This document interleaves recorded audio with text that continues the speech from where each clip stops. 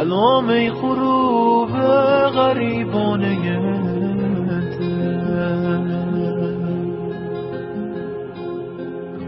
سلام ای طلوع سحرگاه رفتن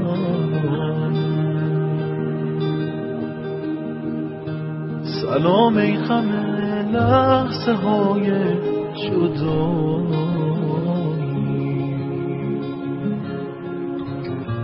خدا حافظه شعر شب‌های روشن خدا حافظه شعر شب‌های روشن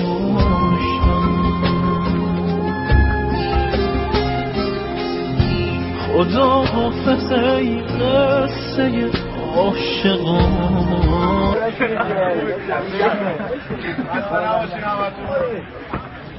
نه تموم نشده. ما فقط میخوایم الان که همه داریم دوباره هم حال میکنیم جای یه نفر اینجا خیلی خالیه. یکی از دوستامون یکی از همورزشیامون توی از بچه‌های اسلام شهر چند روز پیش فوت کرده در حین تمرین. خواستم اینجا که هممون الان خوشحالیم و دور همین همینجا یه دقیقه سکوت کنیم براش فاتحه بخونیم روحش شاد باشه. این ورزشمون ورزش میکنیم که همه سالم و سلامت کنار هم دیگه باشیم. ممکنه هممون خیلی دوست داره از طریق پارکور یا فریرانی اینجوری پیدا کرده باشیم. ارزش داره روحش اینجا حتما پیشمونه دوست داشت الان اینجا باشه. ازتون میخوام یه دقیقه سکوت کنیم براش فاتحه بخونیم. میخوایم اولین جمعه بعد از عید همه همینجا جمع شن برای یاد بهروز برزنینی. درست میگم باشم؟ بهروز برزنینی همه اینجا جمع شن اولین جمعه بعد از عید. ازتون میخوام یه دقیقه سکوت کنیم و براش فاتحه بخونیم.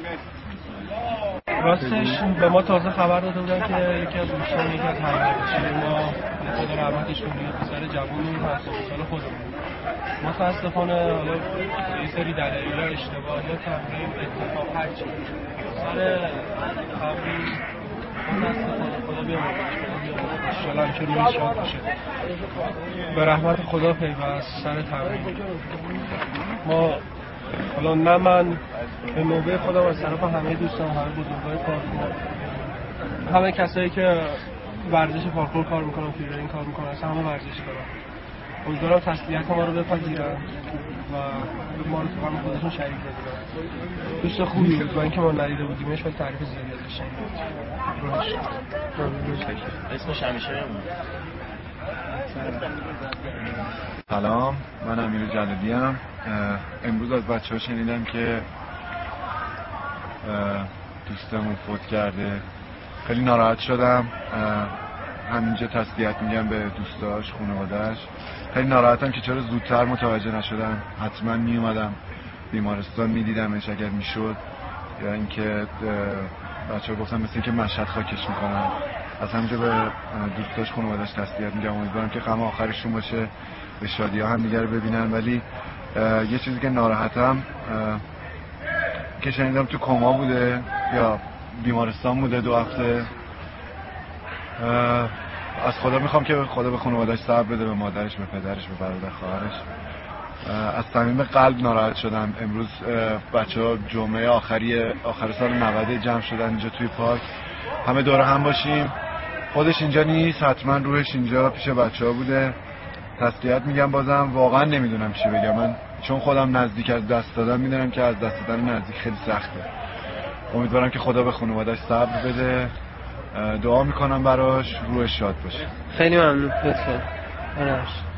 سلام، آرش ربیعی هستم. منم امیرجان همه چی گفت. منم شنیدم، خیلی ناراحت شدم. خانواده‌اش تسلیت میگم، روحش شاد، همیشه یادش بین ما زنده است. خب من با اینکه میگن دیده بودمش ولی من یادم نمیاد حالا درست، ولی مطمئنا خیلی خوب بوده، میتونستم یکاش باش تمرین کنم، ولی من دیر فهمیدم دیگه.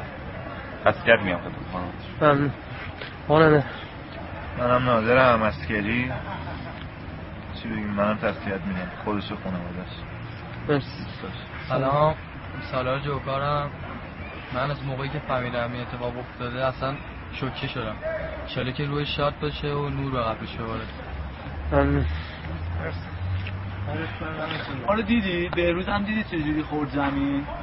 ما آخرش روز جمعه است سال 90 اومدیم جمع شدیم دور هم دیگه. میآورم بالاخره همونجوری که امیر جلیلینا گفتن و همه بچه‌های دیگه گفتن، همه بچه‌ها اینجا دارن تمرین میکنن ولی بالاخره ما نبودیم که اون روزی که عید داده بودن. ولی در کل بهروز هم رو پیش ما نبود. بالاخره از طرف دوستا همه آشنا همه صحبت کردن، همه جوره خیلی دلمون واسش تنگ شده. ای کاش بود و اینجا اونم بالاخره حرکتشو میزد. همینجا من همه عذرخواهی میکنم. کلیپمون ما به احترام بهروز یعنی دیگه کلیپو ادامه ندادیم، یعنی بچه‌ها روحیه‌اش هم نشن که بخوام ادامه بدن. ان شاءالله بعد چند وقت حالا بچه‌ها دوباره روحیه‌شون بیاد سر جاش، شروع می‌کنیم دوباره کلیپو ادامه‌شو دادن و درست کردن. حالا به همه بچه محله خودم، بچه‌های اسلامشهر، بچه‌های بابا، بالاخره اونا هم دیده بودن ما رو بیرونی دیدن. تسلیت میگم اونایی که میشناختنش. یه جوری اولین کسی رو که بالاخره تو ایران یه اتفاق واسش افتاد دیگه. همینجا تسلیت میگم، من دیگه حرفی ندارم. چه دیگه اگه حرف صحبت فقط تسلیت به کل خانواده و بک‌وفامیل و همه رفیقاشو. واقعا دوستش داشتیم، بچه خیلی خوبی بود. دلمون هم براش تنگ شد. انشالله سال خوبی داشته باشه.